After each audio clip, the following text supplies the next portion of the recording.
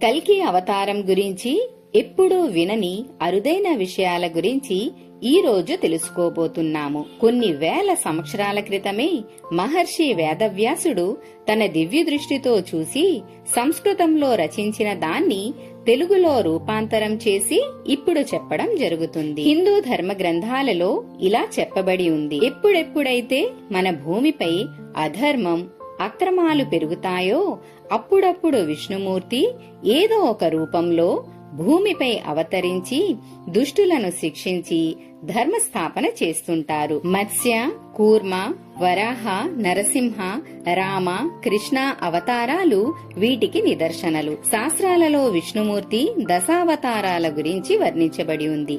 వాటిలో 9 అవతారాల గురించి మనకు ముందే తెలుసు. ఆ అవతారాల గురించి కూడా మీరు తెలుసుకోవాలి అని అనుకుంటే డిస్క్రిప్షన్ లో ఉన్నాయి, వెళ్లి చూడవచ్చు. చివరిగా